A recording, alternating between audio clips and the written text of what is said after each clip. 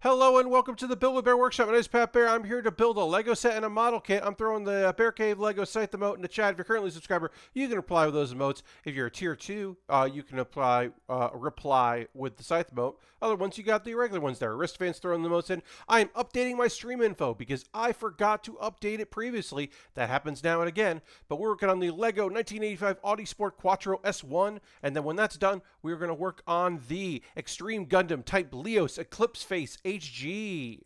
Lashbrook is here. Hello, Lashbrook. And I'll talk more about it as we get there. If you're like, hey, Pat, what the hell? The Extreme Gundam Type Leos Eclipse Face? Isn't that also called the Eclipse Phase? Yes. Why is it called the Face in official Bandai stuff, but in video game world, it is called the Phase? I don't fucking know. I have no idea why it's both the Face and Phase, but it is. But I'll get more to about that. That's a premium Bandai kit that I purchased that was manufactured last year and sold this year. Pre-ordered that back in January. And I'm pretty particular about my pre-orders when it comes to premium Bandai stuff. But this thing looks incredible, so I am gonna build it. I'm looking forward to putting that together. Or starting to. But yeah, look, I'll get into it. The Extreme Gundam has it.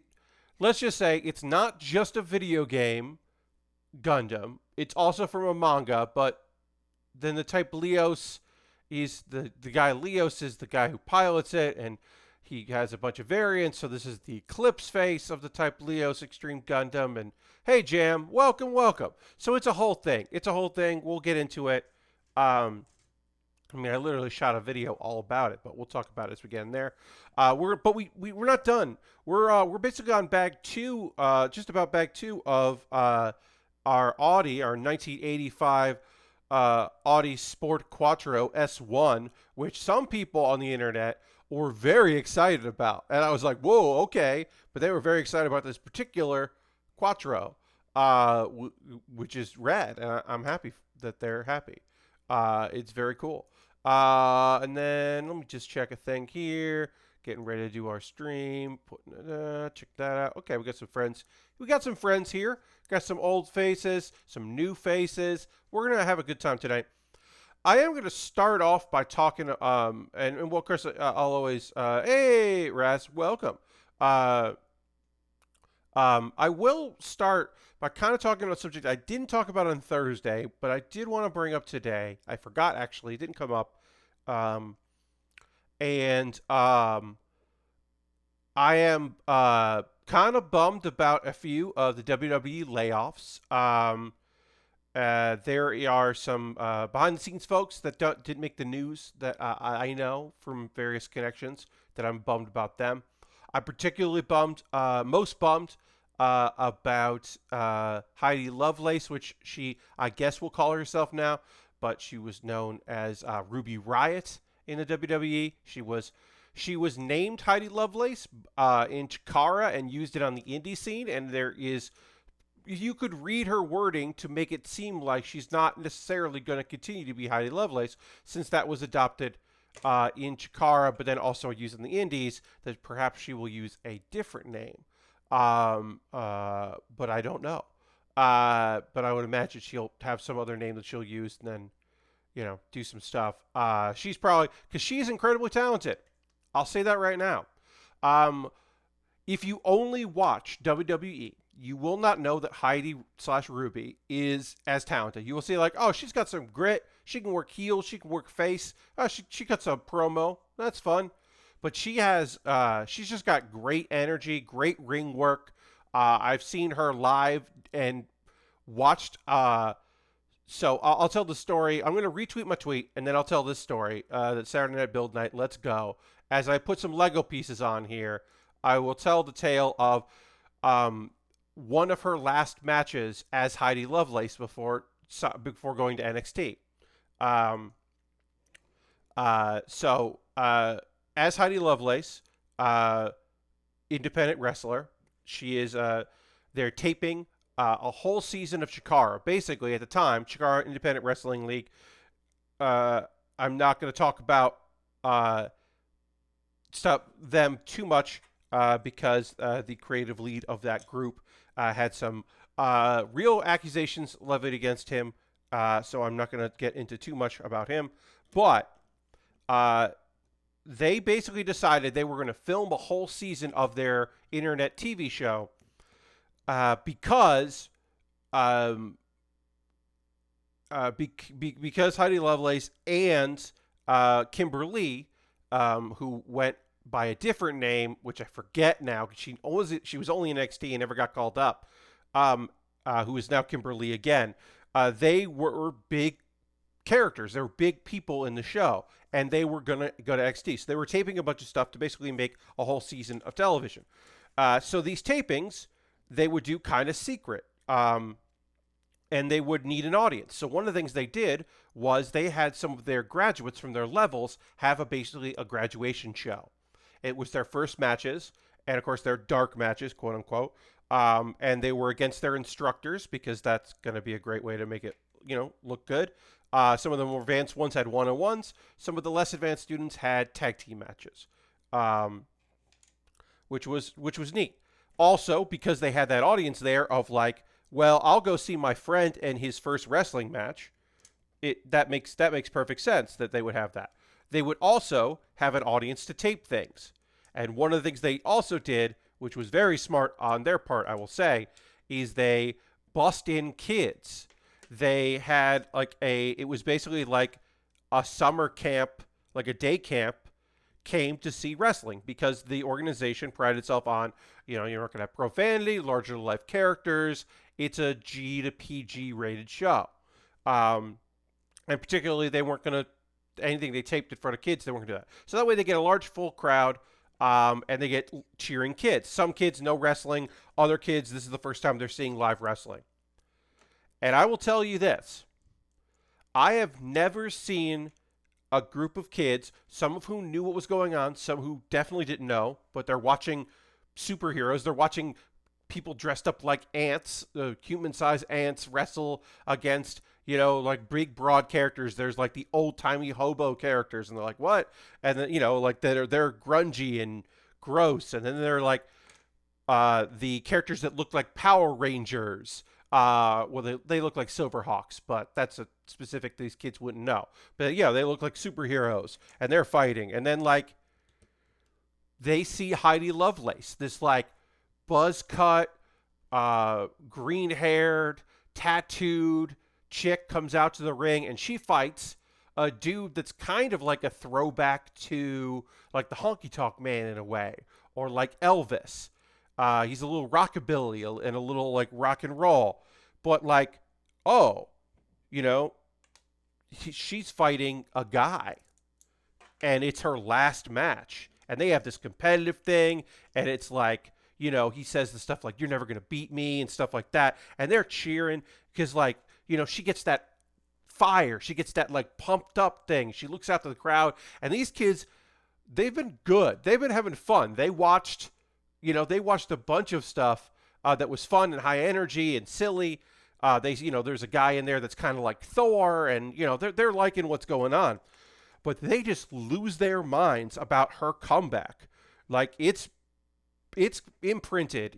This is like wrestling 101, but it works.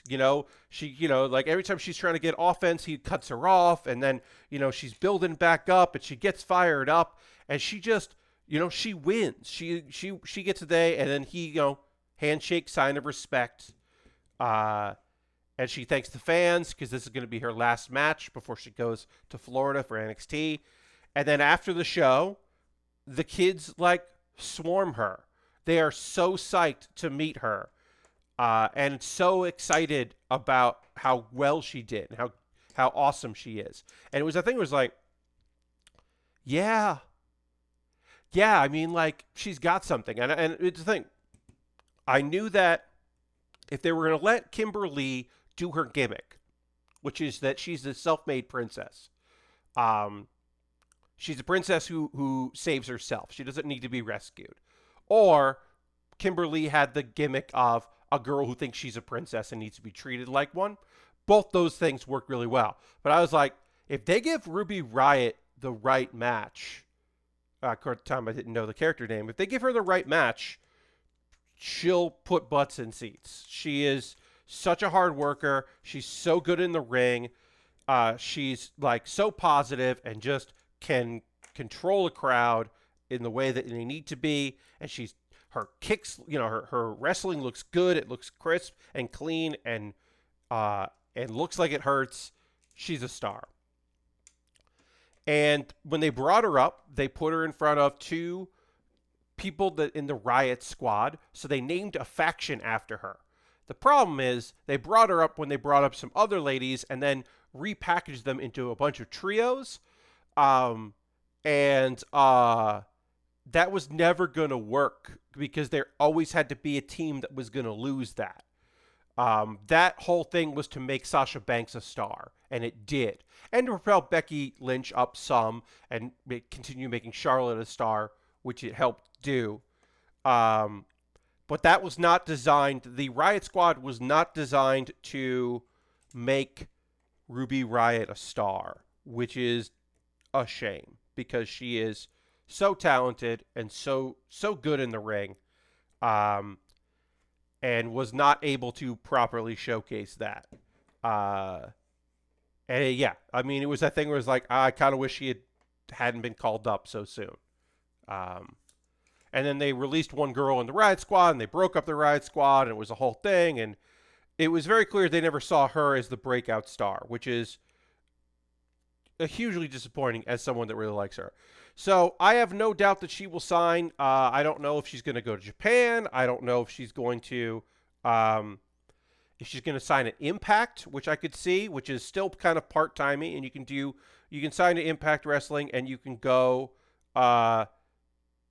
you can hit the road, and you can do indie dates. So I don't know if that's something she's going to be looking to do. I don't know if she's, I could see her if at some point AEW decided they would like to have an actual competitive women's division instead of a champion and a series of built-up contenders for that belt up until the point they build up someone to take it from them.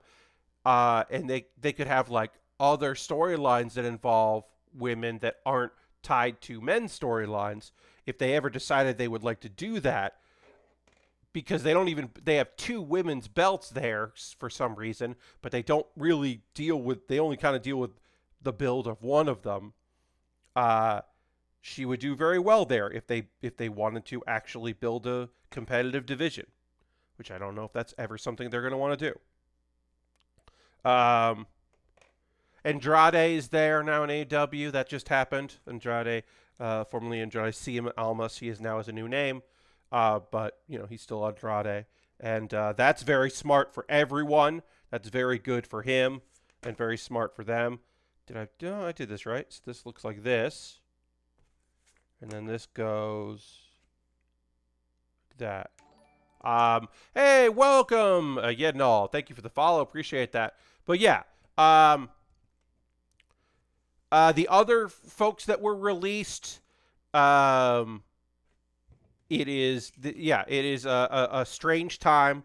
Braun Strowman has said the fact that they felt they were paying Braun Strowman too much money for the level of talent he was is just about their poor booking, because he won a big championship last year, and that was a transitional thing because Goldberg didn't want to work any more dates and they needed to take the belt off Goldberg. That is just complete and utter failure for a homegrown talent who apparently he has said he is not interested in working other places. So maybe he will come back another day to that company and just do, I don't know, other stuff. I don't think he'll go back to Strongman, which is where he came from, but I could see him trying to do other things like, I don't know, acting. He's a big giant man that can talk pretty well. You could see him giving that a shot, being in a bunch of nonsense movies. Doesn't seem totally outlandish. Aleister Black, I could see in New Japan, traveling to New Japan, or AEW. I could see who else? Who else was released?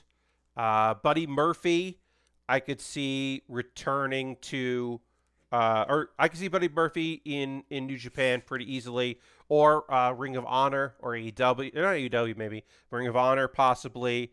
Uh, yeah, I think he's got a lot of options and a lot of upside. That's just a good ring worker. I think he would like get lost in the shuffle in AEW, so that probably wouldn't necessarily be the best spot for him. But Lana, I don't know what Lana does.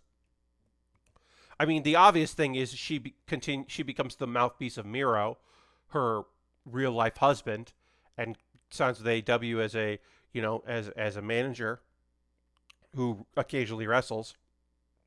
I could see that being a thing. Um, I don't know if that is in the cards, but I could see that would make sense. Uh, I could also see Lana showing up at NWA Power, and the NWA show has that old school mentality where managers like this '80s mentality that managers will certainly fit in there. Feels like AW is starting to get too much talent. Hardly see some of the people on TV more. Well, that is a problem that they're adding shows, so there are a lot of the real thing for me anyway, Jam, is that that they have a lot of people on their television program who, if they had started when AW started, if they had started with, we've got 2 YouTube shows and a TV show and now an extra hour of TV on another channel, some of the people are on TV now wouldn't have been on TV, right? They would have been on the other shows, and so new people come in, and it's kind of crowded. So I think they need to have a restructuring of like who is on what program, um, but also like they bring in stars, but also really need to develop their indie talents into something that can continue and build, and not just rely on people that were very popular in the WWE or internationally. I rarely watch the YouTube stuff. Dark got too long for me. Yeah, I mean, so I tune into Dark usually when someone tells me there's a good match on Dark. If I hear about a good match, I see animated GIFs or someone talking about it, I will tune into Dark. But I don't watch it week to week. And then Elevation is the same way. If I hear there's a good promo or a good match, I'll check that out. Or if an indie star that I know, from seeing them is talking about being on there, you just have time. Yeah, Jim. It's all that all comes down to people investment in time, right? Like, where do you want what shows do you want to watch? Where do you want to watch things? Like that makes sense. Like there's only so many hours in the day. I have cut back my wrestling. I watch Elevation, but not Dark for some reason. I mean, it might just be that like Monday is a good night for you to watch Elevation. Lashbrook, I know for a fact that you're a huge Paul White fan. So Paul Wright. I said Paul White, but I meant Paul Wright. Yeah, I know you're a big show mark. So you got to tune in to hear him talk.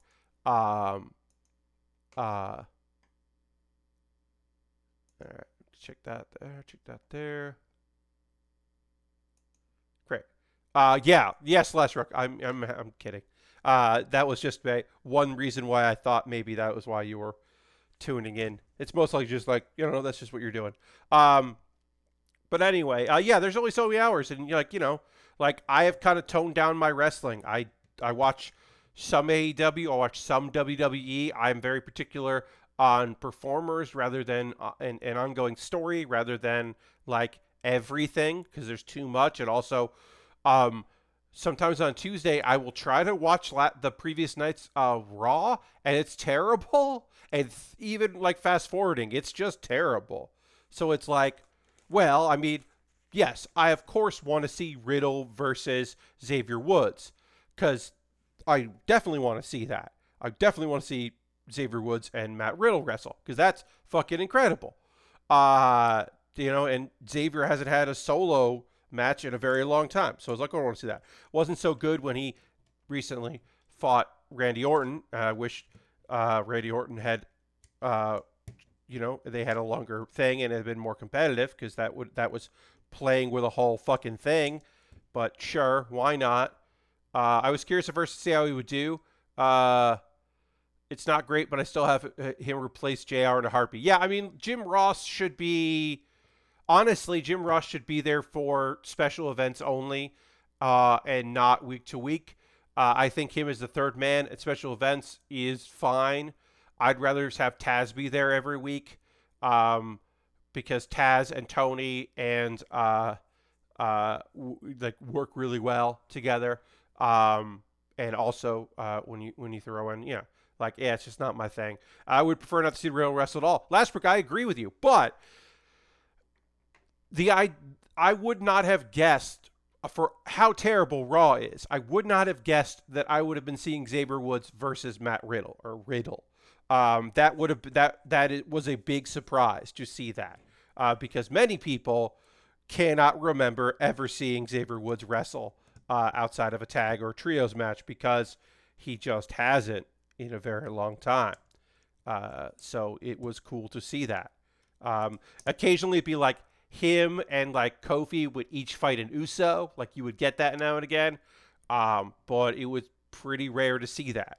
Or Big E would fight, and then he would fight the other. But like, he was often the odd man out in matches. I mean, there's a match. This is kind of incredible.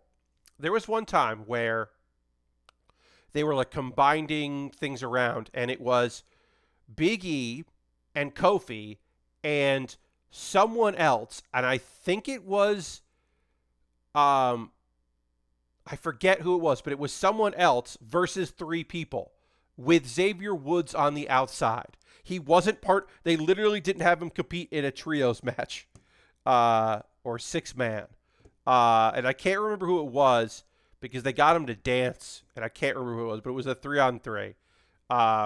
It might have been Drew McIntyre. This was a while ago, like Drew before he left when they were giving him a short babyface run. But I remember this being like, y'all can't even have.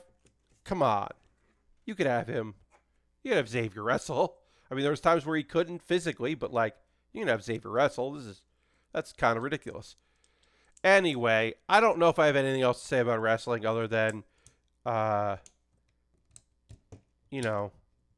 it sucks when people who are very, very talented don't get to do cool shit. It just sucks because there are people out there who are supremely talented and they don't get to show the world that. And that is a bummer. All right. And, now we got some clear. We got some clear here. This is like, instead of a back windshield, because we have the front windshield, we're using some clear to do that. Let's see. What else is going on with me? Is there anything else going on with me that I need to tell you? My folks are going. They're going to celebrate belated. Kind of celebrate my dad's birthday. Belated, and they're going away for a couple of days, which is nice for them. Very good for them. Fine for me. Good for them more than anything. So I'm like, I was like, oh, I got like 2 nights and there's food. And I'm like, whatever. I'm a grown ass man. I can handle this. I can fucking cook for myself and stuff and figure out what I need. And it was very easy to be like, oh, I've got this and I've got that. And then I was like, oh, you know what I could do?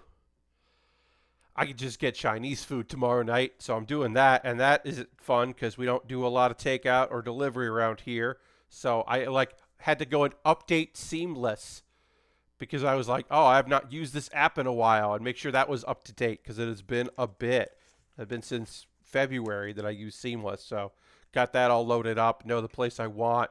I'm going to get Chinese food. I'm going to get some boneless barbecued spare ribs tomorrow for dinner, combination. And then I'm also going to get some wonton soup for Monday's lunch. I'm using my head here. That way I don't even have to think about what lunch is for Monday because I'll get some soup. Because I'm already paying for the delivery. I might as well get more than I just need.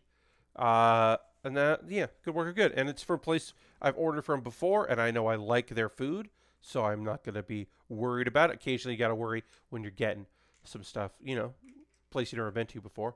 Got to make sure things are going to be okay. But I have ordered from them before, so I'm psyched about it, and mostly just psyched about not having to worry about that tomorrow. But yeah, they'll be gone for a couple of days. I did consider, I'll tell you this, folks. I had considered the possibility of maybe doing a cooking stream on Monday because they will be out of the house and I can get in the kitchen without disturbing anybody. But I eventually decided I didn't want to deal with having to figure a menu out. I will do another cooking stream in the future. That will definitely happen. It's just not going to happen on Monday. But I did consider it. But yeah, that is not in the cards. You got to flip around this car here, our Audi. Get this going. We still have plenty of stickers left to put on this thing, so we're definitely, we got some pieces left. Got to do some stuff here. Got to get the roof of the car on. Got to get the windshield on. Build the sides up.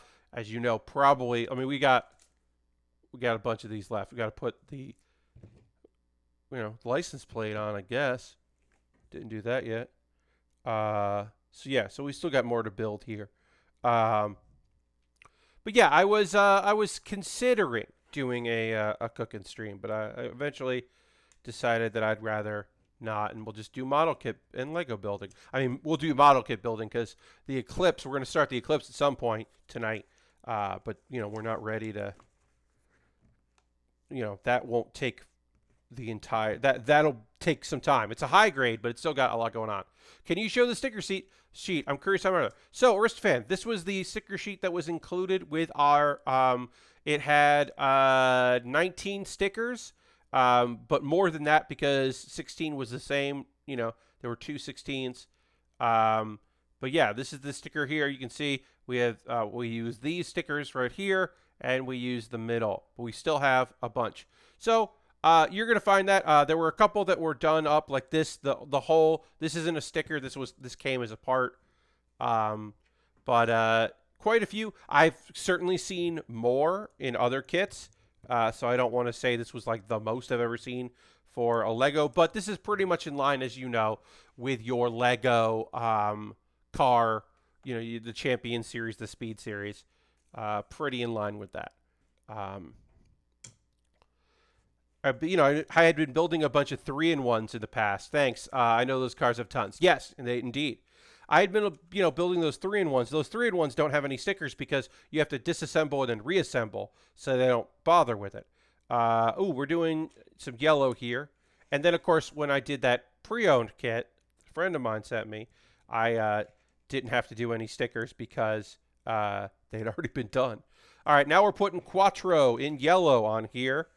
And I'm going to try my best to make this look good because these are stickers broken up into two sections, which I wish that they weren't, but that's okay that they are. So I'm going to try to get this kind of near the side here. I'll show you that when it's done. But I want to try to make this look as good as possible. So we'll do our best there. Ooh, got the air conditioning on here. Nice and cool in this room. That's great because I'm underneath this lights and sweating as usual. Let's see. Quattro. So there you go. Now it says Quattro. Whoop. Let's see if we can get there. Yeah, it now says Quattro on two stickers right here, and I've done my best to make that look like one word because we'll also be doing that on the other side. But first we got to do the back here. So we got to do some stickers on our back fin, which is also where the license plate is for some reason. Sure. Sorry about that. But yeah, not a whole lot going on with me since the last stream. Yesterday I did, I'll say this, we got a lot of rain. We had bad thunderstorms yesterday. I literally ended up turning my computer off because I was afraid that we were going to have, the power was going to go out or there was going to be a surge or some kind. So I turned the computer off for a while, which I kind of rarely do that, and unplugged it. But then the storms passed. It wasn't that bad, but it was pretty bad. But we haven't had rain here in a while, so I was pretty psyched about getting a little rain because it's been a little while. Also, if it rains, it means I don't have to water the plants, and I can take that chore away which is awesome. But I'll still end up having to water tomorrow because it's been a little while. I got a reply from the whoever is working social media for Power Wash Simulator saying they've heard reports and they're working on a patch for the patch. Because if you weren't here on Wednesday, we had some bad stuttering. A patch introduced some like hitching in the game that was not there previously and was a real surprise when I loaded up the game to be like, hey, let me show off my favorite like areas, and it was just like, oh, I can't power wash here. This is not fun anymore. So supposedly they're working on it, and that would be great because I would like to revisit that game in the future. It was fun. We did play Dorf Romantic, or Dorf Romantique, so that was good. We spent more time with that than I was originally anticipating, but it was good. You mostly just like walked around the levels and showed off the levels instead of like power washing anything, which is that's bad.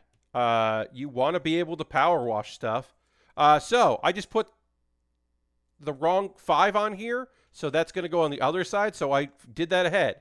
I totally wasn't looking, and the 5 we want is this number 5, not the other one, which is fine because they go together the same way. It's just that was a goof on my part, so I got to be more careful when it comes to making sure I'm using the right sticker. Because also, bad news, there's a lot of stickers for the Eclipse, or the Extreme, sorry, for the Extreme Gundam type Leos Eclipse face. Your usual stickers that you would normally see, and then a whole lot of gold stickers. It's a high grade, so you're like, yeah, it's a high grade, but it's a premium high grade, so it would be nice if that wasn't the case. But part of the way they're able to, take a design like that. Welcome to the Sticker Cave, indeed, Aristophan. One of the ways they're able to do something like that at a price point, a fairly reasonable price point, is because they have a lot of stickers, and so it's frustrating. But they're probably going to make a couple different types of the Extreme, that Gundam, a couple of variations, so it is easier for them to do it like that, even though it is more frustrating for me, because then I got to put all the stickers on. Speaking of stickers, got more stickers here on the side. I don't mind it for a kit like this. Also, of course, shout out to Jam for picking this up off my wish list. But it is a lot of stickers. So, yeah, it's a bummer. Yeah, Lastbrook, I mean, it's a premium kit, and it's a kit that you wouldn't see normally. They only make a certain number of them. Outside of, like, one sheet here that is, like, some component parts and old pieces that you would find in a lot of other things. This is from 2011.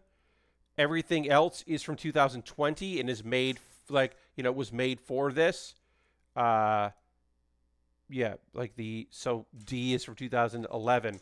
So the old version of the Eclipse, or a kit similar to it, they were able to use. So it's not like completely and totally brand new, but it's mostly brand new. But yeah, the fact that they have to rely on so many stickers is frustrating. All right, speaking of stickers here, we're going to get these on here. We'll do this like this. Putting all 4 of these on, and then we'll put some stickers on this as well. Oh, gotta put these on here. Put this part on. I don't know what this is called because I don't know about car parts. Is this a fin? Is that what this is? I don't know. It's a spoiler? That's a thing. I don't know. But we're going to put it together. I wonder how easy it would be to use the gold Gundam marker instead. I mean, it's possible. It depends on where the stickers are going. That you could maybe paint with gold the parts. I mean, I think that's like that I would need to see like someone else build it and like watch someone build it to see how the stickers are assembled. There's certainly a possibility, Lastbrook. That I wouldn't put it past somebody else to be able to pull that off. I mean, I think I'm just gonna do my best to get those stickers on as well as I can, and then kind of leave it at that. Audi. Oops. This is not super stable here. Hopefully this isn't fall apart. But yeah, this doesn't come together. Hopefully when I attach this on, it'll stay together better once it's on the car. This is not great, in my opinion. Not that solid as I'm applying these stickers to Audi Team. Audi Team. All right, Audi Team is on. And then this goes back here. Yeah, hopefully this will be stable once I attach it. Yeah, like this. Yeah, hopefully that stays on, but that felt kind of loose in a way that I'm not enjoying. All right, now we're going to put some stuff on here on the roof. This comes together pretty easy. I haven't necessarily run into any trouble. I mean, it's a Lego set, so as long as you're paying attention to the instructions, you're pretty much in a good spot. Trying to think if there's anything else I want to talk about. Obviously, we're going to talk about anime in the second hour, because that is a thing that happens here on the old Build with Baer. We will talk about some anime that I've been watching. Of course, that, second hour. Talk about 4 shows that I've been checking out. And I am excited to have not watched My Hero Academia. I'll be watching that and talking about that on Monday, but I'm very excited about it because we'll see if Deku can kind of figure out how to use his new ability. That'll be cool. Because he now has... apparently the other people who have used One for All have given him, or theoretically, the possibility he'll be able to use their quirks, which is pretty neat.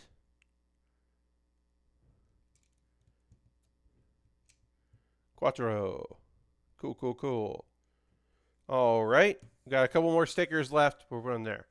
So put those on there. Now it says Quattro on both sides of the car. Poop. And this goes on here. Yeah, like I said, this comes together very well. Oh, one thing I think is pretty neat about this car that I do want to point out, because it happens in some vehicles. It is hit or miss if this happens on Lego cars. Is this is a 2-seater. Sometimes when you're building a car in Lego, there's just a center, like you build a truck in Lego, like a non-branded truck, and there's just one seat for the driver, and it's in the center. But because this is a licensed car and part of a licensed thing, I think anyway, it's a 2-seater vehicle, but you don't always see that. And I don't know why they do that. It's just the design process. You'd think that every car would have like room for 2 seats. But they almost always don't, unless they are part of this. All the new Speed Champ cars are 8-stud wide now. Yeah, Jam. So yeah, they weren't always that wide, so they couldn't accommodate 2 people. But if I pull out another minifig, I could put another minifig in there, which is, I think that's really neat. I think that is very cool. And this came with a driver. Some of the cars haven't come with drivers, which is fine. They don't really need the minifig, but it's nice having some minifigs out there. Oh, okay. I got to put this. I missed this the last time. It happens. So we'll put that there, and then this goes like that. And connect to those. Oh, now it's time to put the roof on, so we can put our driver in the car. Reminds me that some Lego Star Wars X-Wings or Y-Wings have the droid in sideways. Always bothered me. Yeah. They look so much better than the old ones. I agree with you, Jam. I think this is the fact that it's like... Now, to be fair, though, I said that this was better. But if you really look in there and really get in there, the steering wheel is not centered to the driver. The steering wheel is a little off-center. Now, maybe that is a thing in this car. But it looks weird. You really have to look at it. It's hard to see in my lighting here. But it's a little off center. And that's weird. But but whatever. It's still better than having it just be right in the center. I think this is a better choice. All right, we're going to put the Audi logo on our roof here. Only one more sticker left. The Audi team, which goes on the windshield, which seems like a bad choice, but sure. Audi. Windshield. Audi team on black. I mean, it's in the dead space, right? I guess, you know, if you had a rear view mirror, you would put this here. I'm going to try to get this on nice and straight if I can. Because this is the, if there's any sticker I will see and look at and go, oh no, it would be this sticker. So I'm going to try to get this lined up well. Yeah, that looks good. We'll just flatten that out. And there we go. And then I think the only thing we have left is the tires, I believe, which are last, which for building is cool. Ooh, getting him in here. Actually, a little annoying. Have you ever used, hey, this hurts my head, one of those Lego design programs to spit out instructions after you're done? No, I haven't. The Lego, there's Lego Builder things. There are even ones that are integrated with the Lego website, so the pieces you're using, you can print out the codes to find them. I haven't used one of those. My computers are like, I have a computer here that could certainly run something similar to that. It certainly wouldn't be able to run that, I think, and allow me to stream. Probably. It's possible. But no, I have never really messed around with those. Certainly seen them. And I've seen people who work on projects that were like, yeah, this was, you know, someone made auto instructions on how to build this based on the design they put in.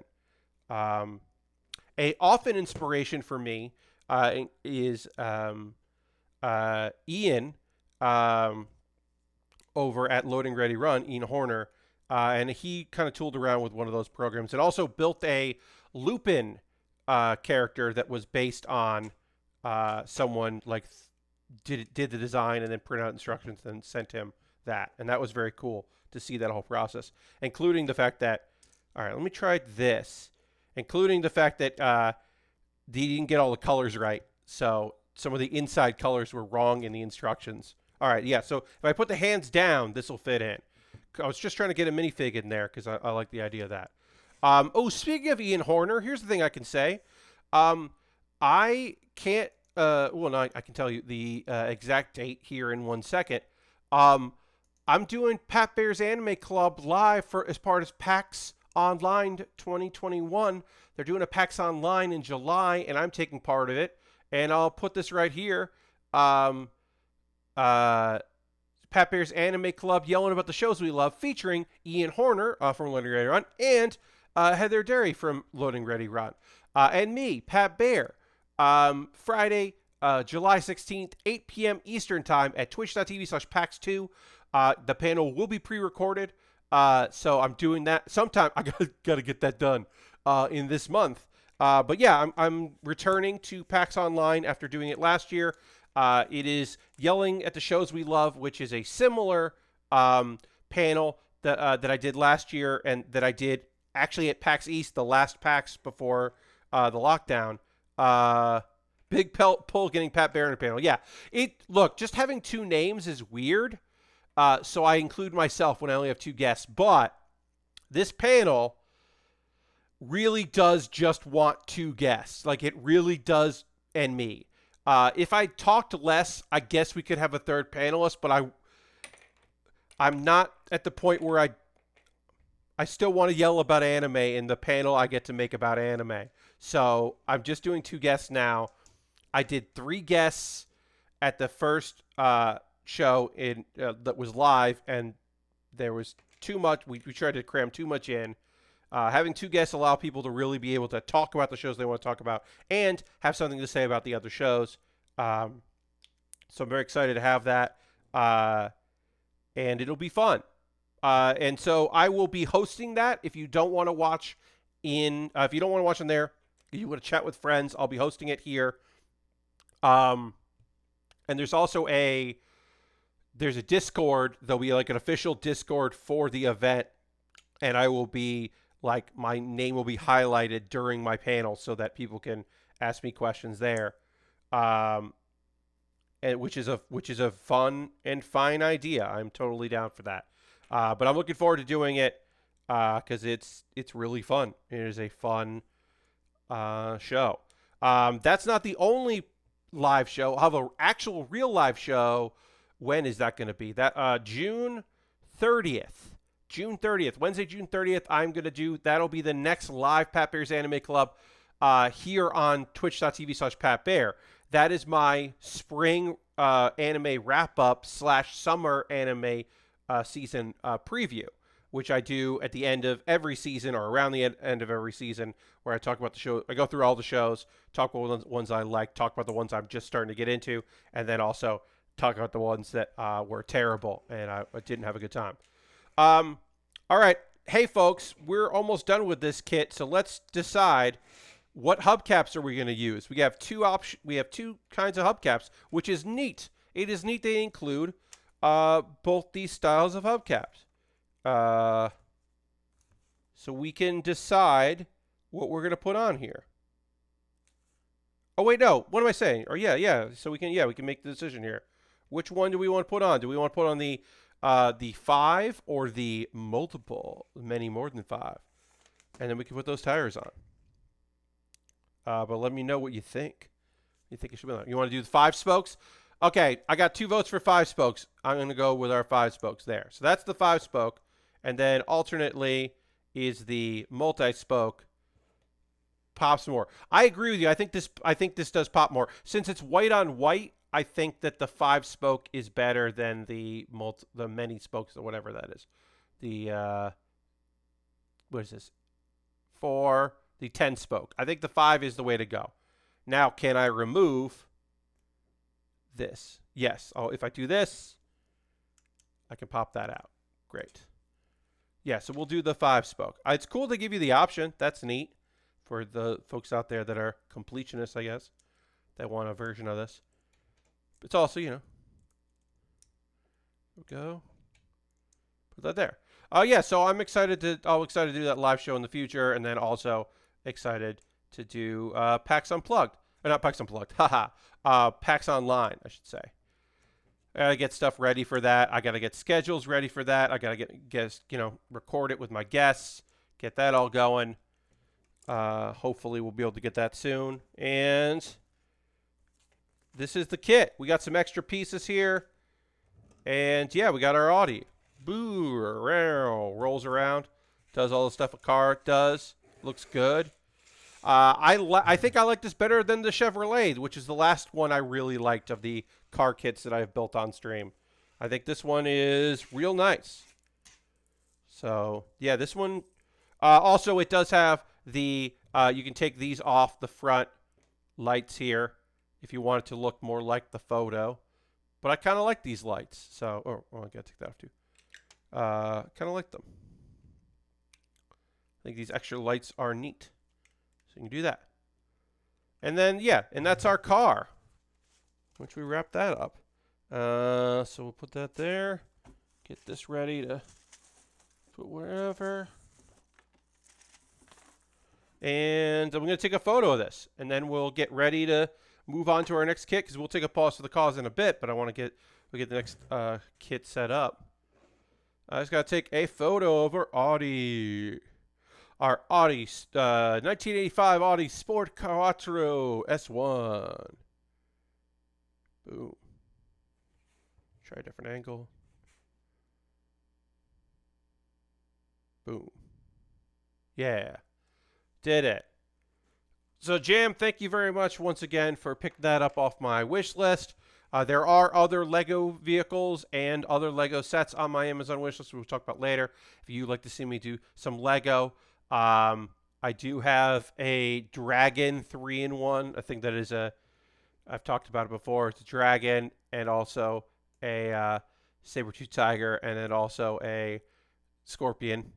That's the old 3-in-1. I have one of those to build in the future, but I'm going to put this to bed. Roll that over there. All right, and we are going to jump to the Extreme Gundam. Extreme Gundam. This is a kit from the year 2021, as mentioned. The Extreme Gundam Type Leos Eclipse Face. Now, do some translations online call it the phase, Phase? Yes. But this booklet calls it the Eclipse face. So we're calling it the Eclipse face.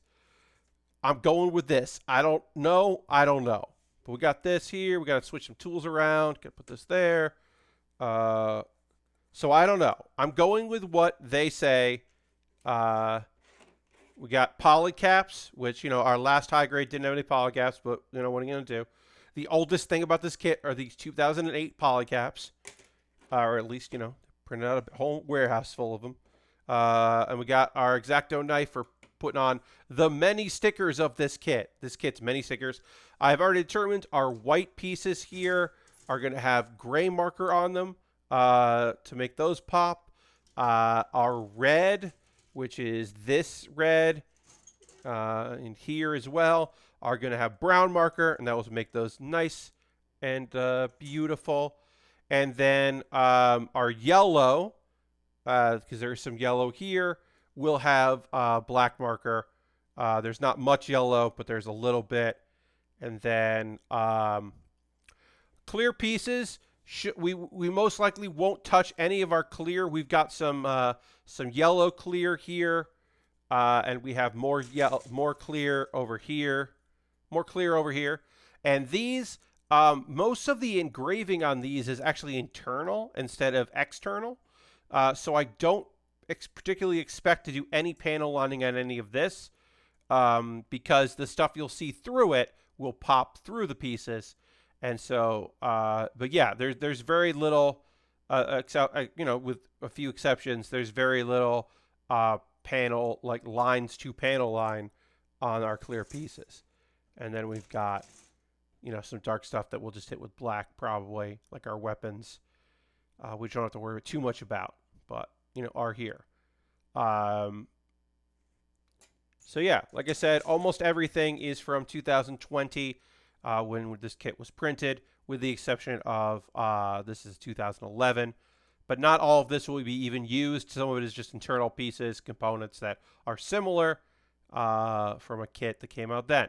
If I could read Japanese, I could tell you what kit this was from, because I believe it says it here, what this high grade was from, but I don't know what that is, so I cannot tell you.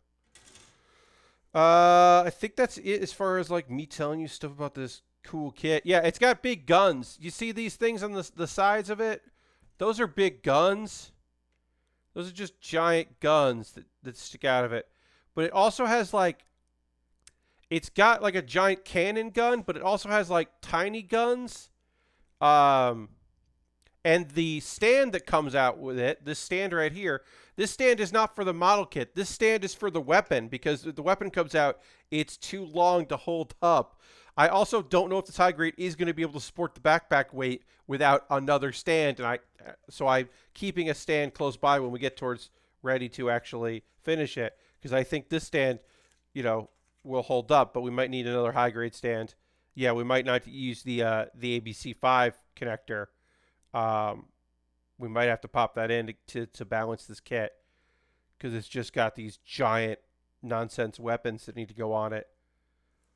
So real big, cool weapons, and then also regular weapons, like there's like a gun and like a beam. I don't believe this comes with beams for the beam saber. No, it does. It does have. This is kind of cool, folks. Check this out. This beam right here is not it is not a clear separate piece. It is one long piece, which you don't see much these days, and that's kind of neat to see. It's more like a lance that way, this beam saber. I don't know. I thought that was kind of neat.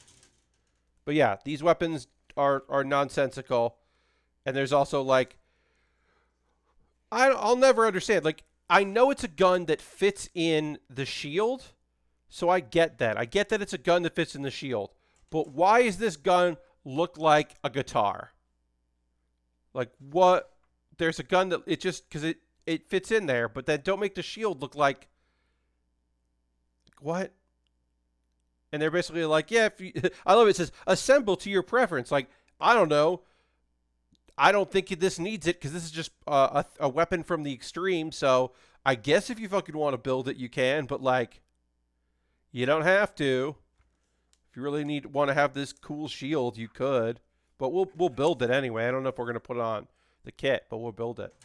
All right, and we start with the body because that's what you do. Let's get like one piece together, then we'll take a pause for the cause. Let's get like something of this kit together so I can say like we at least started it before I am like, and now a break.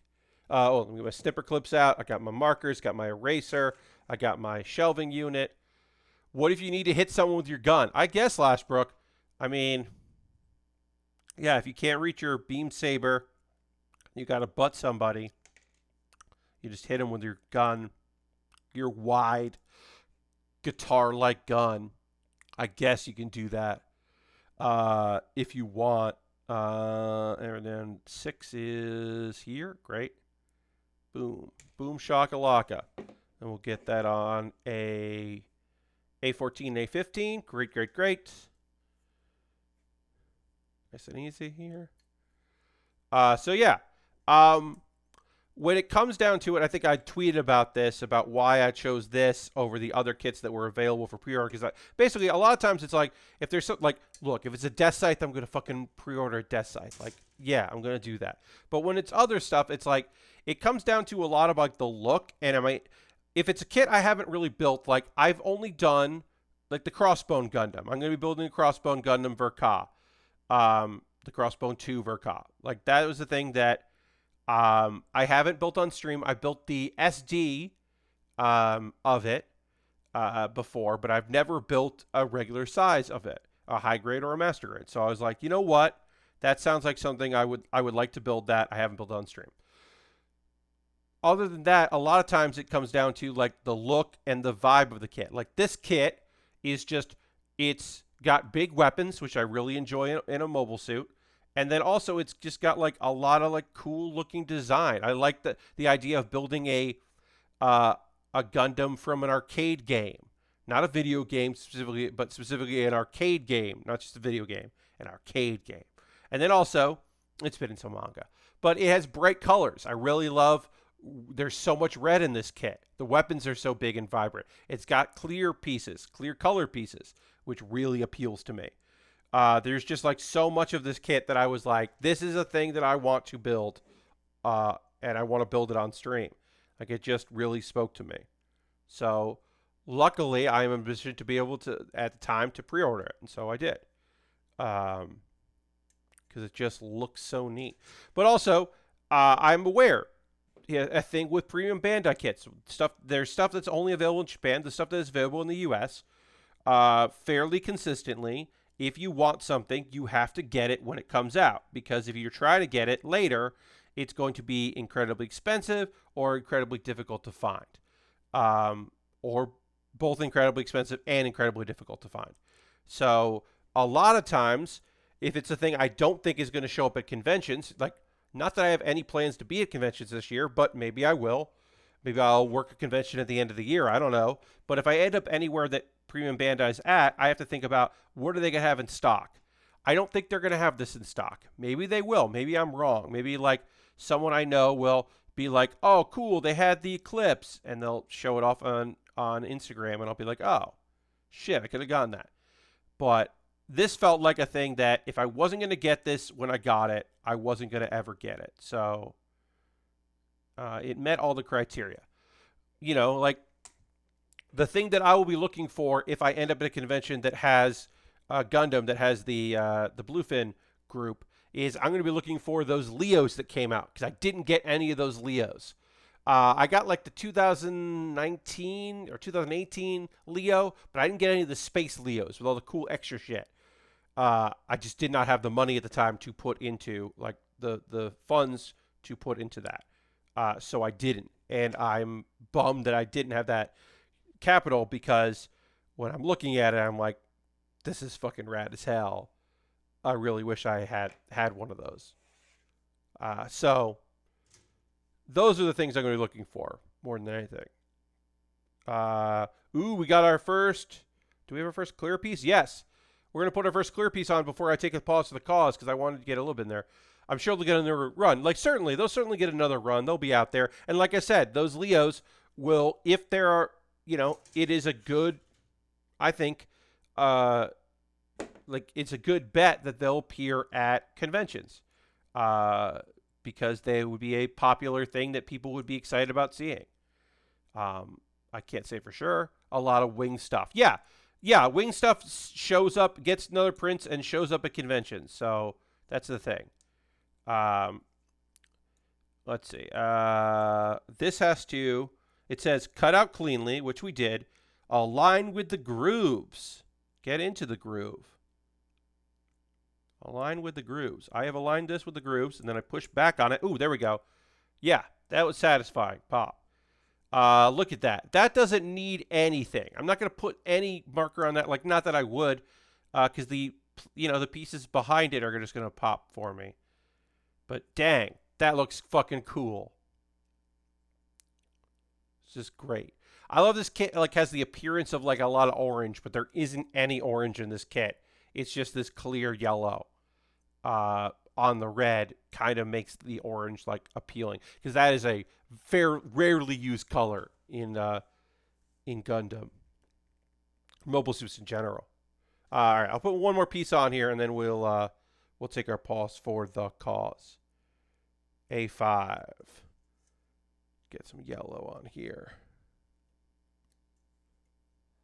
Here we go. Last night I posted a tweet.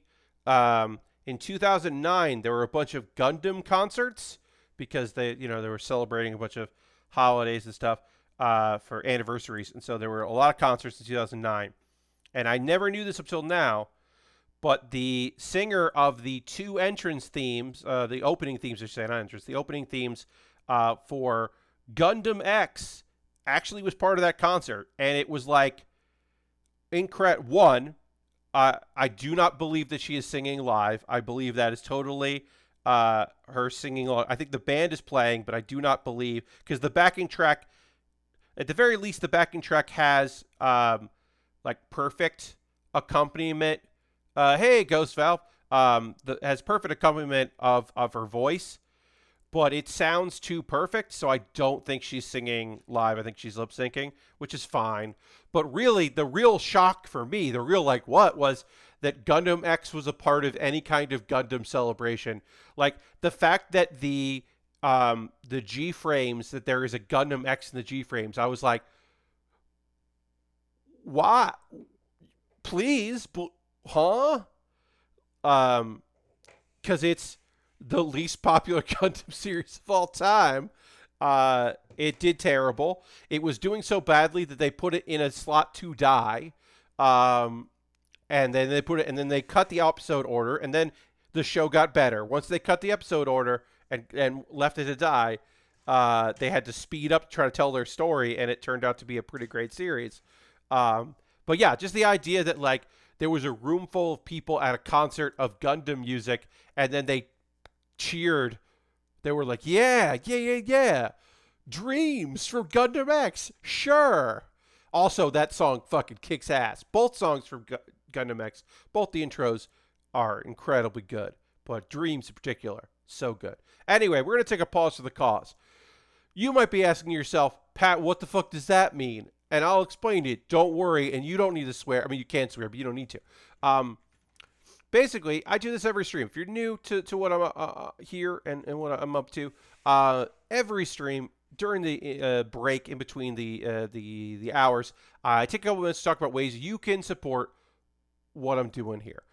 You're under no obligation to do anything like that, but if you'd like to, you're more than welcome to. So first and foremost, let's throw the Bear Cave, the Lego, the site, the emote in the chat. If you're currently a subscriber, you can throw those emotes. Let the people know that you are a subscriber. You can become a subscriber but using your cash money, your credit card, get a thing going there. If you have Amazon Prime, you could use your Prime gaming token because you link your Amazon Prime with your Twitch. If you're not doing it for me, make sure you're doing it for somebody if you got those linked because that's just money on the table.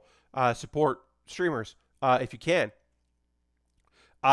You could also gift a sub to somebody. Aristofan and Silverstreak have gifted subs this month, which is incredibly generous of them. So you could do that by gifting a sub. If you've been gifted a sub, you can convert that to a regular subscription, and they won't charge you until your gift sub month is over. and then you'll just continue. Also, bits and coins always appreciated. We have no bits and coins here in June, so if you would like, you have any bits lying around, if you've been watching those ad things to get those bits, you could send them my way, and that would be great. We did have a bump of subscribers, which was rad, so I really appreciate that. And what else do I want to say? Also, there are alternatives. If being a subscriber on here isn't a thing you're interested in doing, but you do want to support what I do, you could join my Patreon. I got a Patreon, patreon.com/PatBear. There's a $1 tier, a $3 tier, a $5 tier, and a $10 tier, and there are different rewards for each tier. And that's something you could go join if you're interested. We'll get back to building real soon, but I do want to go through my ads. I do this every stream. I have a YouTube, and if you're watching this later on YouTube, what's up? Thank you so much. You can find all of these links in the show description below. But my YouTube, youtube.com/PatBear, you could just subscribe for free. Please do. I post videos every other Monday, and every Wednesday I post a new video, and then other stuff sporadically. But that's consistent. But also, you could join my YouTube membership. There's a membership thing. That's $2 a month. And you can see what's available for that. If you're so inclined, you're more than welcome to go do that. Also, direct donations. Because everything I make through direct donations, through YouTube, through Patreon, and through Twitch, goes to buying model kits and equipment. Because the Eclipse that I'm building right now, the Eclipse face, that came from money at the beginning of the year that came out of my people had made donations, and Patreon and Twitch was able to take that money and buy a model kit. So if you're interested, you could do that with direct donations or anything like that. Now, the Audi that I just built, well, Jam bought that off my Amazon wish list because I got an Amazon wish list. If you buy something on wish list, it gets sent to me. It jumps the queue. I have other cool things to build, but I won't build that because you bought something from my wish list. And I'll talk about what's on there very briefly, and then we'll get back to building. I got Lego sets. I've got a bunch of different Lego sets here. I've got high grades. 2 new high grades that were added to my list. One of which is the RX-782 Revive model, and the other one is the RX-782 Beyond Global. Those are part of the anniversary of the RX-782. I think both kits look neat, both the Revive and the Beyond Global, and I haven't built them, and I would like to. I built that 2020 Zaku, and so I would like to build these as well. But yeah, so those are on the wish list. I got Lego sets. I've got high grades and master grades. The Hello Kitty Gundam thing, I would like to build that at some point. There's one thing from G-Reco. It's hard to find G-Reco kits, so I put one up there. It's very expensive because it's coming from Japan. But G-Reco is one of the only. Sorry, G-Reco is the only series I have not built something from in the main Gundam universe. The only things beyond that are like manga where they haven't made a kit for it, or like the magazines. But if it's kit that exists, that's the only series I haven't built from. So yeah, you can buy something like that. Comes in the mail. I build it on stream. That's how that works. And I make a video talking about how cool you are for buying that and talk about the actual thing.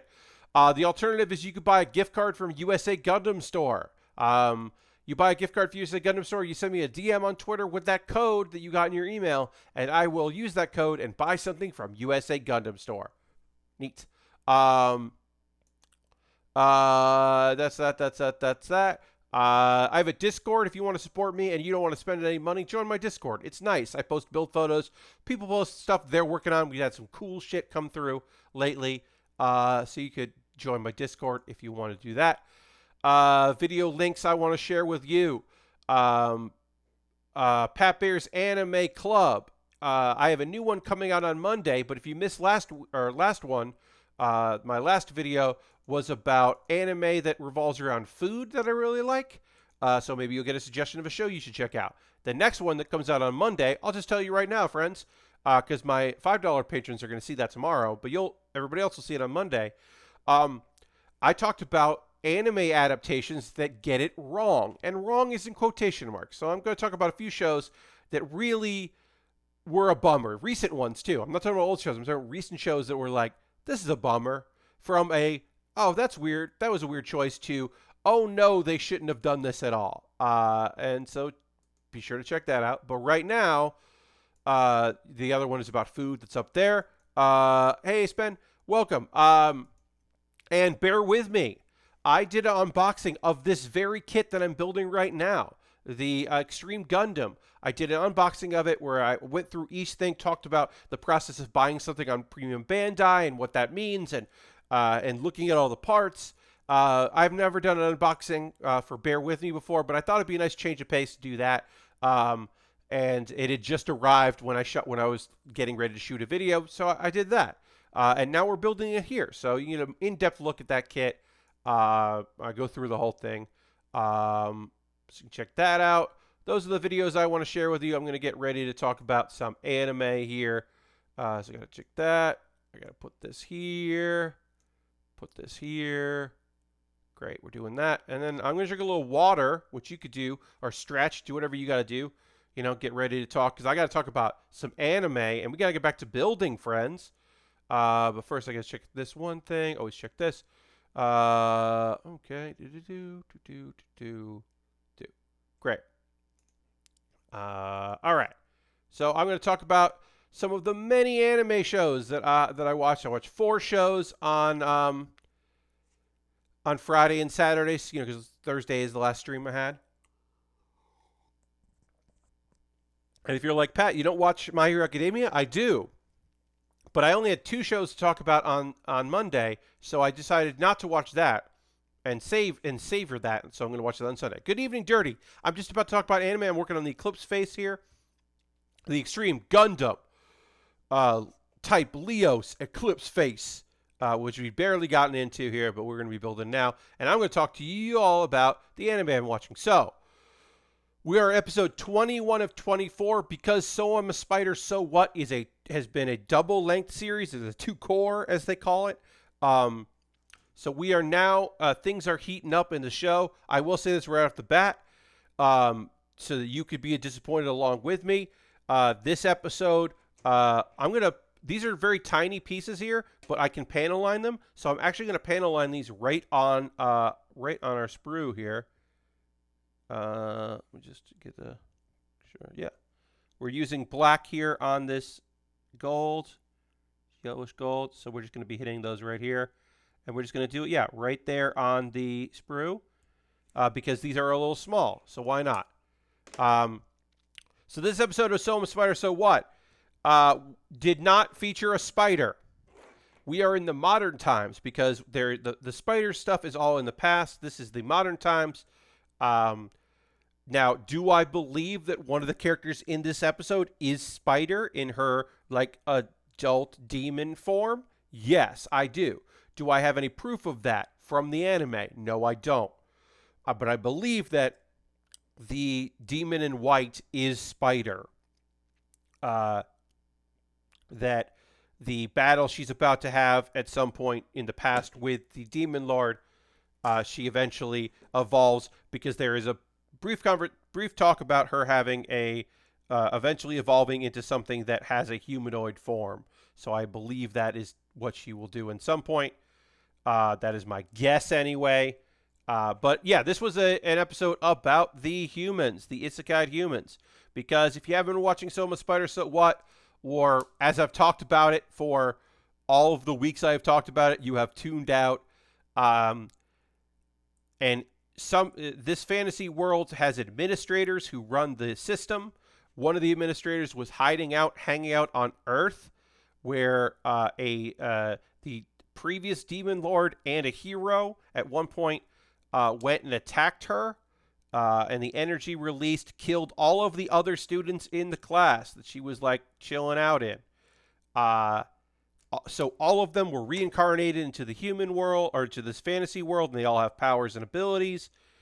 And some of them believe that this is a new thing. We just found this out, and I think that it's bullshit in the show, but the elves believe that sorry, now we're working on the head. We're done with the chest. The elves apparently believe that the Demon Lord is in league with the administrators to like destroy the Earth or this world. But I don't trust the head of the elves at all. I don't think that he is trustworthy. So I'm assuming that that is not the case. But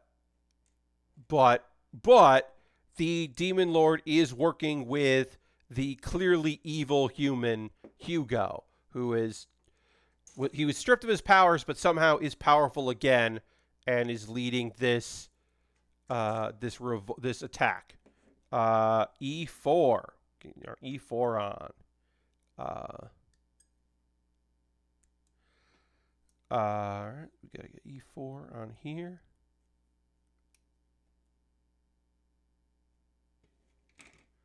I do want to point out that E14, the back of our head, very much looks like the front of a Gundam. This looks like the front of a Gundam head. But this is the back of the Gundam head, and I don't know enough about this kit to understand that.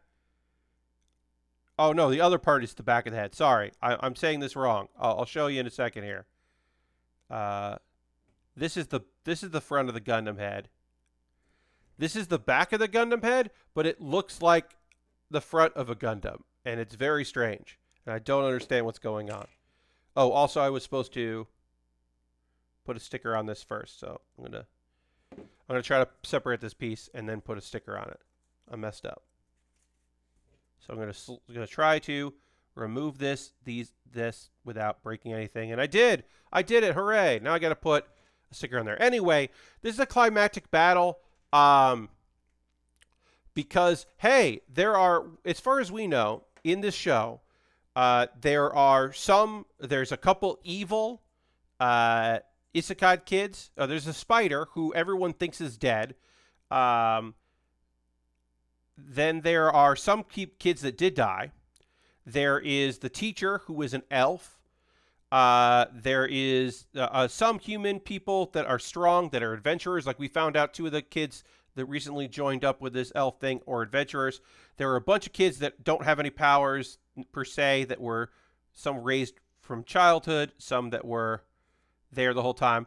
There is a brainwashed in more ways, like multiple brainwashes of a girl that was brainwashed by like the church, then also brainwashed by Hugo, probably, who is a zealot. Like before she got brainwashed by our villain, she was already a zealot, and already messed up and probably already beyond saving. So she's not in a better spot than she was while being brainwashed. And there is a vampire girl who is working with the demons. And we don't know what's going on with there are 2 more people. And they're like, we don't know where either of these other humans are, because some of them are dead, but most of them are accounted for. We don't know where these humans are. Well, we meet one of them in this episode. He's got a ninja skill, and he is he mentions an old fart.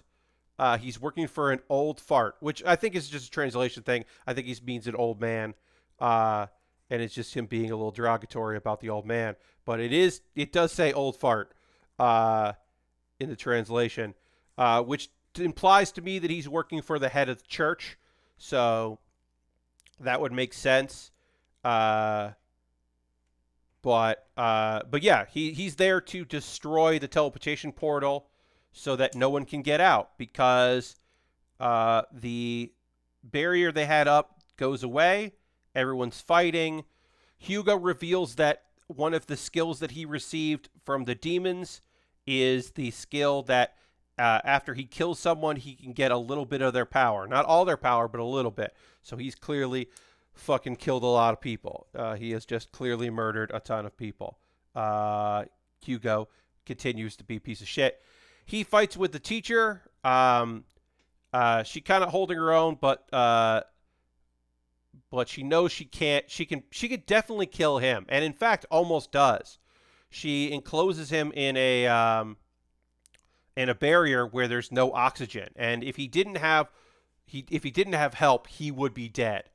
Also, the someone who is seemingly dead is the girl. What was her name? Yuri, who was possibly brainwashed, but clearly already brainwashed.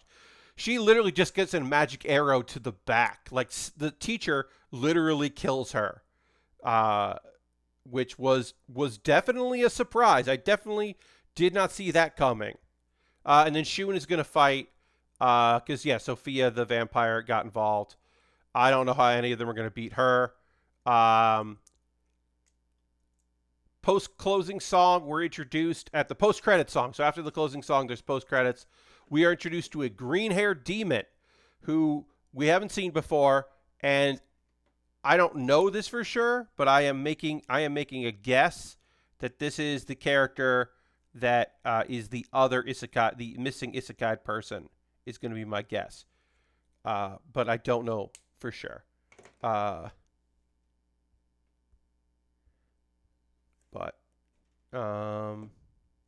Yeah, so I don't know if that is who it is, but they talked about two people, but that's my guess.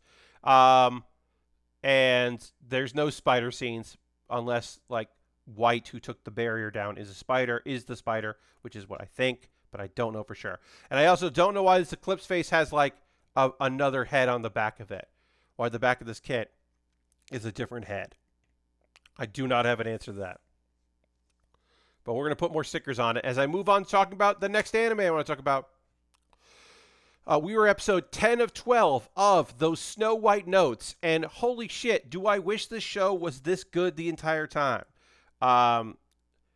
Like, this show started off really strong and then kind of lulled for a long time, and then as soon as we got to the competition, and usually I'm not big on competition as like a plot line for an anime, like, hey, we're doing this thing for the big competition coming up, but this one's really personal.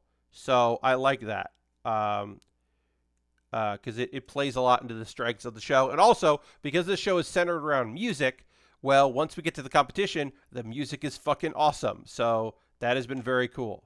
Oops, this is coming off here. Gotta get this. Oop. There we go. My X-Acto blade was coming out of my X-Acto knife, and that's a bad choice. So, Setsu has never done competition before, but it's the day of the thing, and the way this thing is designed, because it's a new competition, there were no qualifying rounds, so there are 40 competitors, and so some are not great, and some are very good. We see, so I don't know if I talked about Sakura. Sakura is this young girl. Her dad owns the restaurant that's at the first floor of the apartment building that he lives in. So she's kind of like looking after him. She's really nice, just a nice young girl that, and she's going to bring him some food, like, bring him a bento, which is very sweet. And she's also representing like the whole district, the area, like the neighborhood, because they all know he's competing. And so like she's their representative to be like, to cheer him on, which is just nice. Just very nice.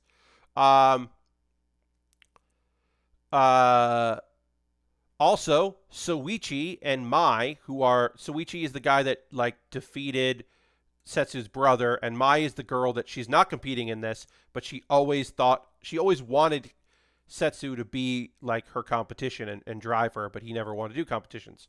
So he shows up, and he's a big name in shamisen in the world, but never attends competitions. Okay, so Setsu is going 36th out of 40, which is probably because of his mom. But some family shit happens. Some folks. So here's some drama. A character who we have barely seen at all, who, like, this is the second time he's been in the show. This is episode 10 of 12. Shows up, and he's like, they're like, why are you here? And he's like, I'm here to see how good my son is. And they're like, what? you know how good Soichi is. Why, you've never been to any of his other tournaments. And he's like, I'm not talking about Soichi. I'm talking about Setsu. Holy shit. This dude is Setsu's dad. We've never heard anything about his dad before. We know his mom. We know his relationship with his mom, who is the daughter of his grandfather he wanted to be like. Well, apparently, this dude loved Setsu's grandfather's music so much that he tried to marry into the family. And that did not go well. And so now he wants Setsu to to take his grandfather's sound with him to their school and take over the school because Soichi and Mai are both adopted. So Soichi and Mai aren't brother and aren't related to Setsu, but their adopted father is his dad. And that is some fucking shit to throw in at episode 10 of 12 to be like, hey, this dude is his dad. It's a lot. And Soichi is like, he knew. It's like he's aware. And apparently people in the town knew, or, the village where they're from knew. But it's a lot. So that's a lot of shit to, and he's like, yeah, it's annoying, but whatever. He's pretty okay with dealing with it, I guess. And, a nice little fun thing is Sakura meets Shuri. Shuri is the girl that kind of started all of this, like, let's do the shamisen group thing. And their energy is very similar, and they have, like, a kid. Like, they're both, like, this girl and this woman, they're cute. And, like, they instantly, like, have a rapport, which is very nice. It's a sweet little moment. I was like, oh, yeah, these characters haven't met yet. Cool. They have a little friendship meet cute.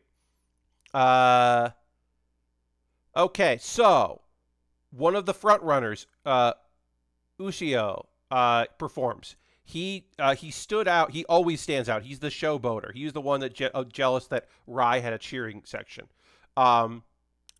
His performance is a crowd pleaser. He's doing a non-traditional like slide style because he really loves it, and the crowd is really into it. But it might do poorly with the judges. It might split the judges because it's unorthodox and very showboaty. But that's his style. That is how he fell in love with the shamisen. So that is how he plays. But yeah, he might not do well with it. And then, but what it does do is Kaji, who is one of the front runners, his team won the group competition, and he's clearly the best of them. He is like really by the book and kind of bland performer, but he is spurred on. Yushio's like really spurs him on to do a more fierce thing, but right as the episode ends, a string breaks because his shamisen is not, he's not used to this style, to playing this fiercer style that he's chasing. So his string breaks. So who knows what happens there. But we got some drama, some tension. As I said, I love this show. It's one of my favorites this season. But it definitely has a lull of like, once the characters have been introduced, there's definitely a lull in the show before we get to the heights of this competition where they're just like trying to get him to like join the group and people are learning and we're introduced to all these characters. But now that we have the other unique and interesting characters in the show, to me anyway, it's really gotten a life of its own. It's really strong right now. So, highly recommend it. Also, we got a bunch of folks joining us. Welcome. This is the Build With Baer Workshop. My name is Pat Baer. If you're new to the stream, I'm building the Eclipse face here, our Extreme Gundam type Leos Eclipse face, which was a premium Bandai kit that just got shipped out not too long ago, like a week ago, that I pre-ordered back in January. So I'm building that, and I'm talking about anime, because that is a thing that I do on the stream. I'm going to talk to you about I've been killing slimes 300 years and maxed out my level. If you're like, well, Pat, is that a light novel? Yes, this was based on a light novel that became a manga called I've been killing slimes for 300 years and maxed out my level. It is an isekai. It is a girl who is who died as a workaholic. Did they ever say what the history with Setsu's mom and dad was? So, Largo, FV, this episode, this past episode that just happened, is about is not necessarily about like what went wrong with the relationship, but it's heavily implied. Setsu's dad is from a rival school of shamisen, and he and Setsu's mom got together. I think my interpretation is because he wanted to get close to her dad, and like because he really liked her dad, and then they had a kid, and then it was very clear that he wanted the kid to like bring the sound, and that Setsu's mom didn't want that.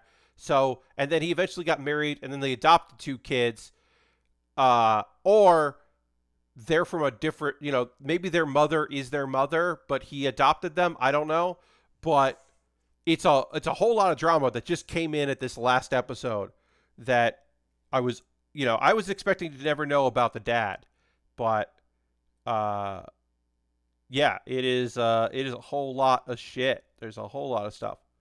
Also, it makes sense because they don't really look alike, but it's certainly not implied in any way, shape, or form that Setsu's brother is also this dude's son. So I assume they're half brothers, but there's no confirmation about that. But certainly this guy does not even certainly doesn't say anything to imply that. So it is certainly the belief that Setsu's brother is half brother. I guess, but I don't know. Anyway, there's fucking drama going on now in that show. There's some big drama, which I'm not against. There's less drama in. Yeah, I thought maybe I forgot something from the beginning of the season. No, this was all new information. This was not like, oh yeah, that's right. This was like, wait, because he was in there a little bit in the beginning, towards the beginning, I believe, with Mai. I believe he was in a scene with Mai early on, but this is kind of incredible that happened. So, anyway, that's that show. It's great. A show that's also great is the next one we're going to talk about, was, as I said, which is I've been killing slimes 300 years and maxed out my level. So, last week I was talking about how they jumped around a little bit. Last week's episode, which is episode 8, they started with they were following the manga, which is I've read the manga, so I know what's going on with the manga. They were following the manga pretty closely, and instead of doing a whole episode where the 2 dragons are competing for Asusa's like love and attention by doing like a food competition, like a food-based competition, they didn't do that. The anime instead tied that in with a later thing where there was like they had to go kill some boars, and then also they have to find this person who is pretending to be the witch. She's pretending to be Asusa, so they have to go track down who this is because they don't know who it is. And that was later. So I was like, oh no, are they skipping over a story I really like? That story is this episode. So they just didn't want to do a full food competition episode. Instead of doing that, they just condensed it and added it to another story that was later in the manga. And now we've got this chapter, which is very cute. Oh, also, Largo, thank you for the follow. I'm sorry I didn't notice that. This chapter, or this anime episode, which is based on the manga as well, is about how Falfa, who is one of the daughters of Asusa, so she is an immortal witch, and she's been killing slimes for 300 years, as implied by the title. The spirits of dead slimes have coalesced into 2 slime spirits, which were pretty unheard of. So these are slimes who have a human form, and they're like 50 years old, but still consider themselves to be children. And they consider Asusa to be their mother. Well, one of them, Falfa, Uh, she wakes up one day and she can't swap back into her human form. She's stuck as a slime. And that's distressing. And her sister can't communicate with her. I guess she could turn into a slime and talk to her, but she doesn't. And she's like, uh-oh. So nobody has any good ideas. So they're like, let's summon Beelzebub. And Beelzebub, who is a demon, she's a high-ranking member of the demon army, or the demon country. And she's like, yeah. I got this. I know. I have an idea of what we can do.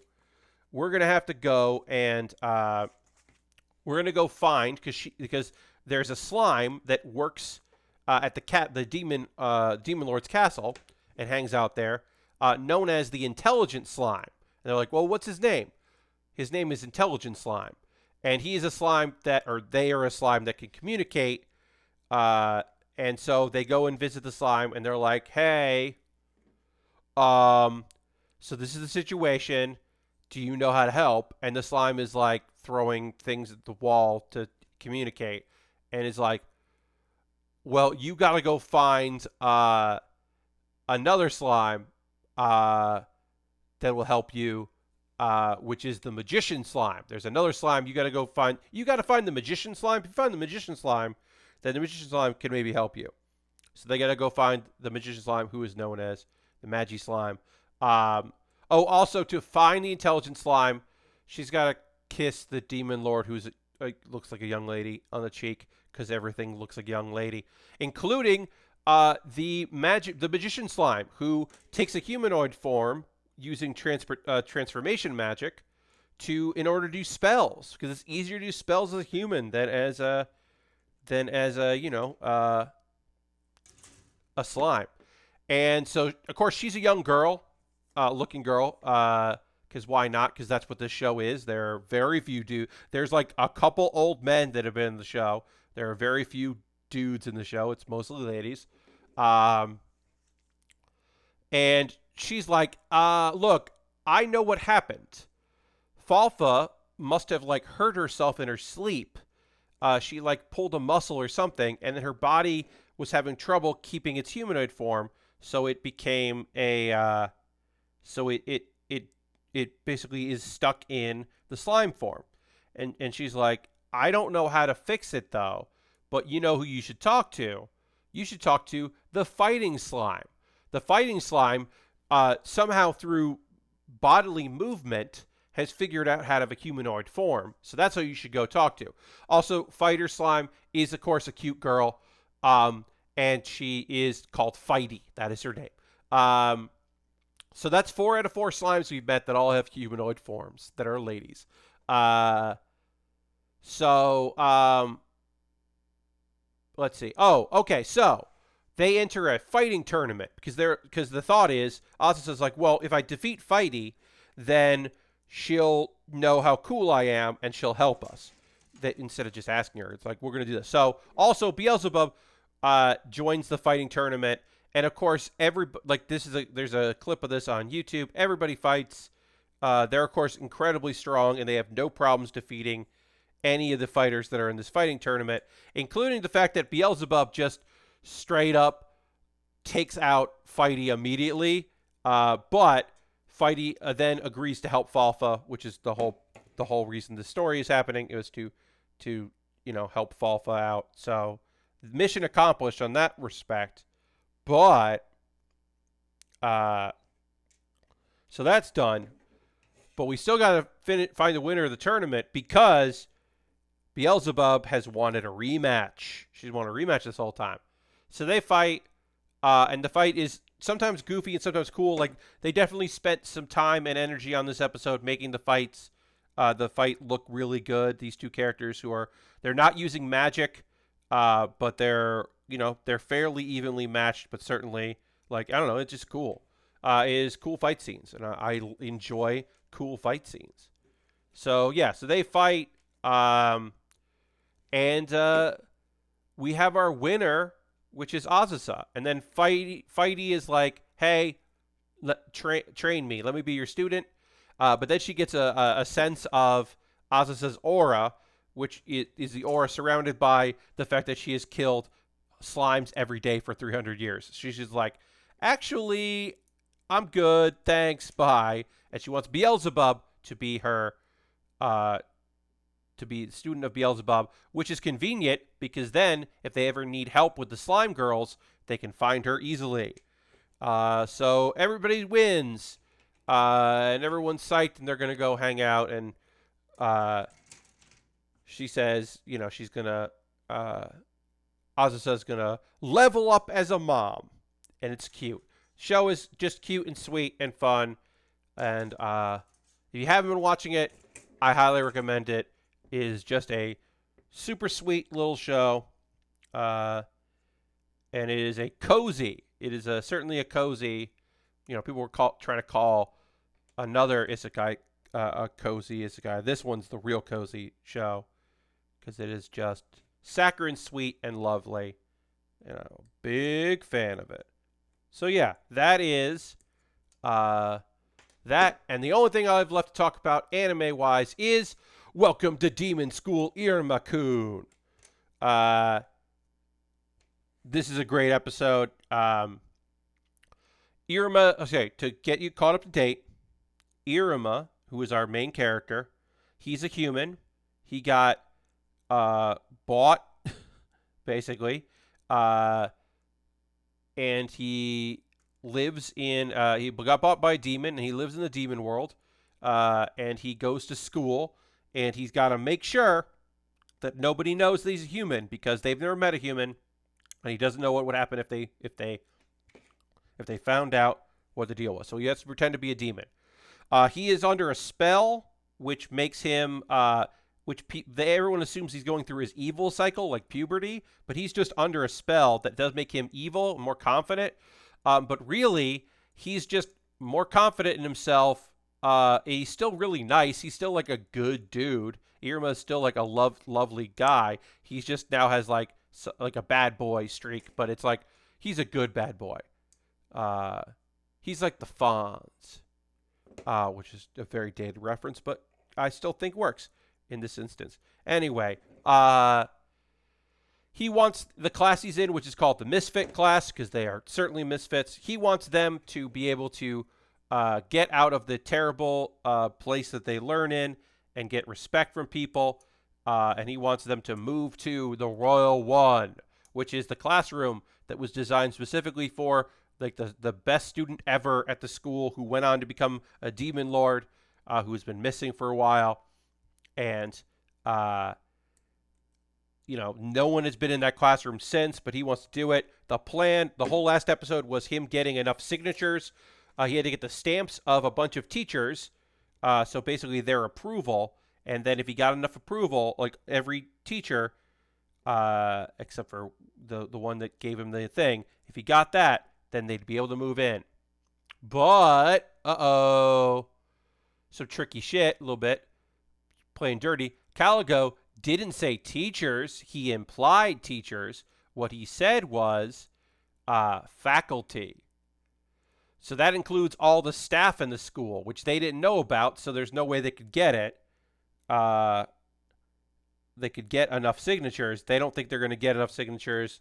What are they going to do? But apparently, everyone found out they were doing this, and so the staff shows up. Staff members from like the library and from the people that clean, the janitorial, the cafeteria. Well, they all like. Even when he became a bad boy, Iruma is still a good boy. He's still the best boy. They all really like him, and they knew that this might happen, so they all the permission slips show up. So there's nothing to be done. Iruma's class wins. They're gonna move into this cool thing. There's a big ceremony.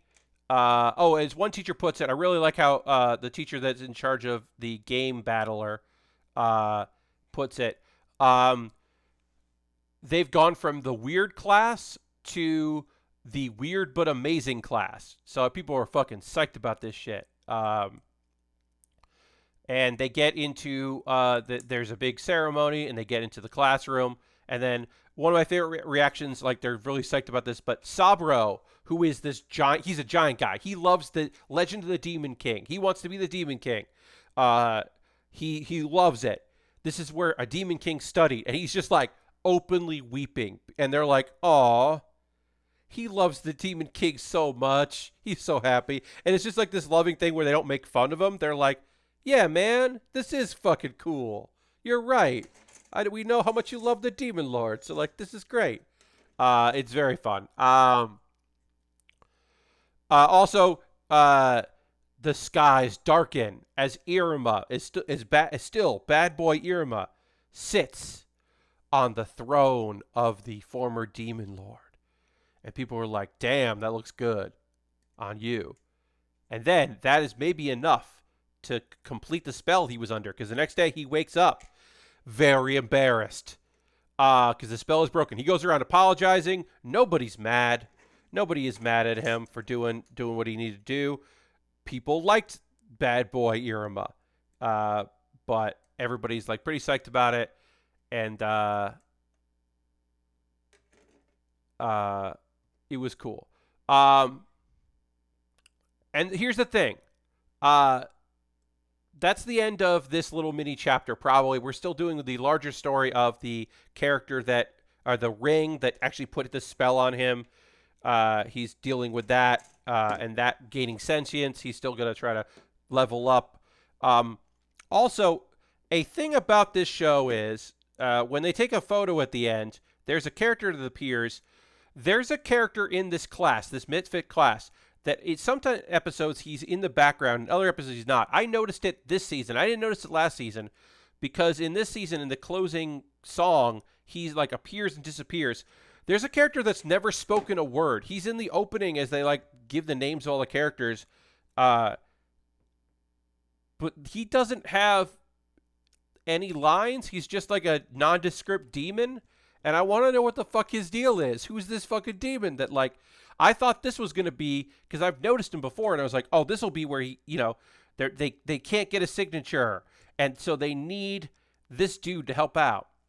Because last season, there was the girl that we weren't sure why she didn't like Iruma, and it turns out that's because she's pretending to be like a nondescript character, but she's also like an idol. And so she doesn't even, so she's this weird dichotomy of she doesn't want attention, she wants to blend in, but she also hates that other people get attention. So like we learned that, and I was like, oh, okay, that makes some sense. But like this dude, I thought this was going to be his time to shine, and it wasn't. And so I don't know what's going on with that character, and I do want to know what's going on with that character. All right, we're going to finish up this part of the shoulder. We still have more to do, and there'll be some stickers to put on, but we'll get these pieces on, and I'll probably panel line it on my own. Because we're working on the show. This is kind of interesting. Usually you start with just the arms and then you add the shoulders in later. We're starting with the shoulders on this kit, but it's got some slide to it. It's got a whole lot of slide. A lot of stuff comes out of these. But yeah, we're starting with the shoulders. And we will continue on this kit on Monday. I hope you come back on Monday for more anime talk and more video game stuff and wrestling and all kinds of things that we'll talk about. And other things are coming up. Talk about my couple days alone here as my folks go on for a bit of a time away. We are gonna raid, so we're gonna finish up the stream by going on a raid. So I hope you come along on this raid. We are gonna go share the love, find somebody who's doing some cool shit out there, and see what's going on in their stream. So please come along on that. Because I always try to pick fun things that you'll like, people who are doing cool shit that I want to go and see. Let's see, we got. Well, we're gonna go. We've raided him before. We're gonna raid him again. Well, actually, let me see. When did Wheeler start streaming? We might go raid Ben Wheeler because we haven't raided him in a while. But let me see when he started streaming. He started streaming 2 hours ago. So, yeah, he'd probably, hopefully still be streaming. So we'll go give him a raid. We're going to go raid my friend Ben Wheeler. Ben is playing Bloodborne. and that which is cool. So we're gonna go give Ben a follow or a raid here. So come along on this raid as we go see what Ben's up to. But as he plays Bloodborne, he is a Souls-like friend. He has follower or subscriber only chat on, which is fine. So give him a follow if you want to do that. But we're gonna go give Ben a raid. Hope to see you. Please come along on this, and I hope to see you on Monday as we continue on the Eclipse face. This has been a fantastic kit so far. I'm looking forward to even more fun, cool times. And I'll see you on the next Build with Baer. I hope you have a great night because you're all awesome. Bye, everybody. Goodbye, goodbye, goodbye. Goodbye, goodbye, goodbye.